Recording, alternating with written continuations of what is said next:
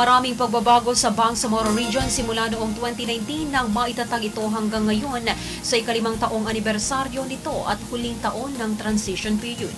Ito ang sinabi ni BTA Member of the Parliament Bayleng Mantawil sa kanyang mensahe sa 5th founding anniversary ng BARMM. Anya hindi lamang sa usaping infrastruktura ang makikitang malaking ipinagbago at ikinaunlad ng BARM kundi pati na rin sa paghubog ng kinabukasan ng rehiyon sa pamamagitan ng pagsasabatas ng mga priority codes sa panahon ng transition period. Kabilang sa mga naisabatas ay ang mga Bangsamoro Local Governance Code, Administrative Code, Bangsamoro Electoral Code at iba pa.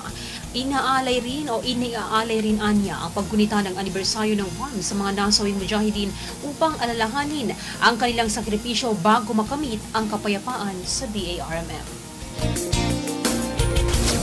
Bandera Live Report. Tayo po ay natutuwa at nagagalak na sa pagsaulog natin ng anibersaryo, ikalimang anibersaryo po ng Bangsamoro Autonomous Region in Muslim Mindanao.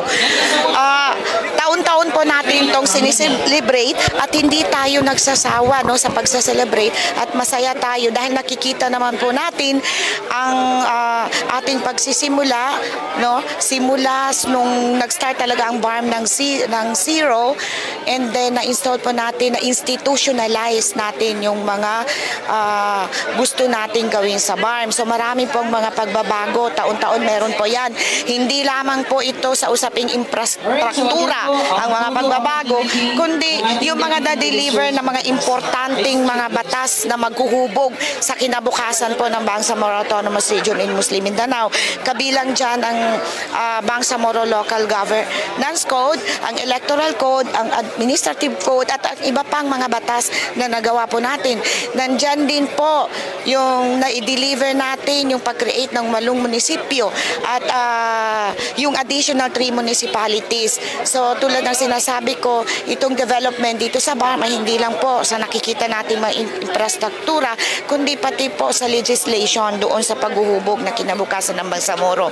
Huwag po natin kalimutan din na ang reason po kung bakit taon-taon natin itong sinasagunita dahil gusto nating ipaalala sa bawat isa yung mga pinagdaanan na bago natin nakamit itong Bangsamoro Autonomous Region Muslim Mindanao, na ito po ay dahil sa dugo at pawis ng lahat ng mga Bangsamoro, lalong-lalo na ang ating mga kombatan. So inaalay po natin itong taon-taon ng paggunita ng anibersaryo ng BARM.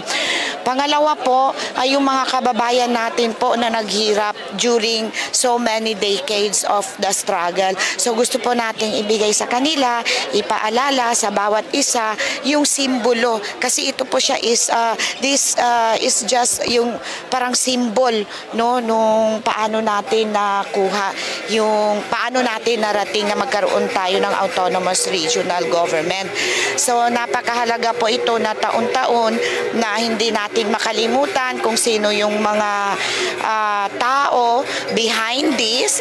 So lahat-lahat naman po ng mga Bangsamoro ay naging party ng success po ng Bangsamoro Autonomous Region ni Muslim Mindanao. So ngayon, dahil nakikita na po natin na handang-handa na po ang Bangsamoro Transition Autonomy para sa darating sa inaasahan natin na 2025 na election na magkakaroon ng regular government ang Bangsamoro, nang sa ganon ay maka-function na normally at nang totally ma-establish natin yung BARM, dahil ang nakikita po natin na ang future ng BARM is a BARM that is globally competitive po sa lahat-lahat. So inaasahan din po natin ang pagdating po nung lahat at pagdating at tatayo ng mga iba't ibang mga proyekto, kasama dyan yung pagkakaroon ng mga pagawaan, so inaay na din po natin yan, and also papasok na din po yung ating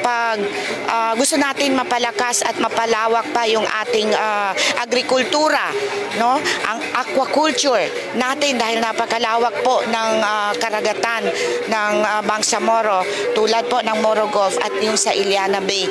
So marami pa po tayong mga nakikita na mga mga development na maaaring mangyari sa loob na bago magtapos yung Transition Authority sa 2025 at sa mga darating pa na mga taon. So hindi lang po yan sa physical na mga infrastructure. Meron po, in fact, even yung mga munisipyo natin, marami na rin po. Maybe I'm expecting na yung pagtaas ng kanilang mga class category na mga munisipyo.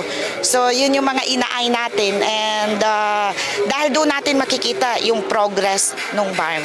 Nakikita naman po natin even mismo sa lahat ng mga aktibidades at sa loob ng BARM din mismo na malaya po dito at nagkakasama, no, nakikipag-ugnayan po ang bawat tribo, and especially yung Moro, Christians at mga indigenous peoples po natin. Actually po siguro ngayong taon baka maisabatas na din po yung ating Bangsamoro, yung ating IP code.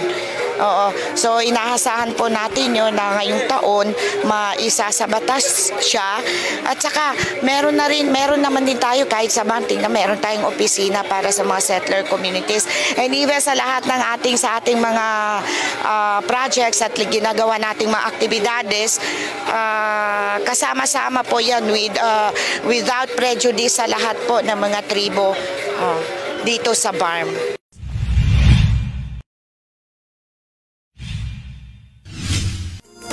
Bandera Reports Afternoon Edition.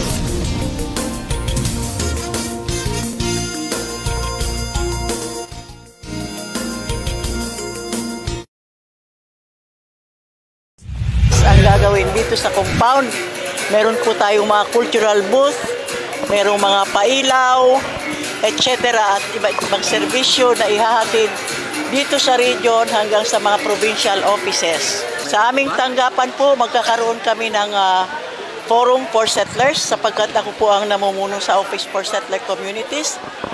Pupulungin po natin yung mga leaders ng settlers, Cotabato City and Maguindanao.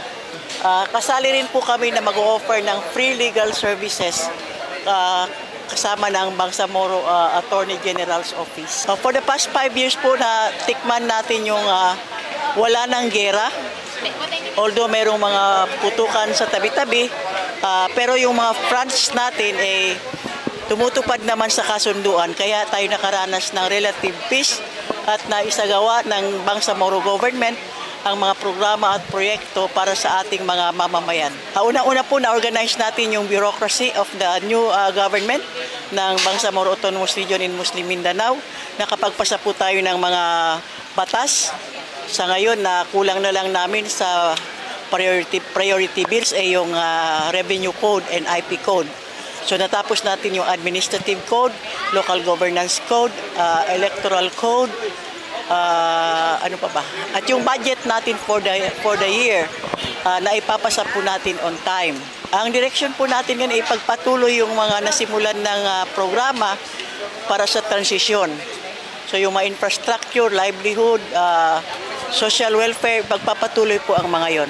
So alhamdulillah, nasa ikalimang taon na po tayo ng BARM at naramdaman naman po natin na ang pagbabago sa pamamagitan ng iba't ibang programa at serbisyo.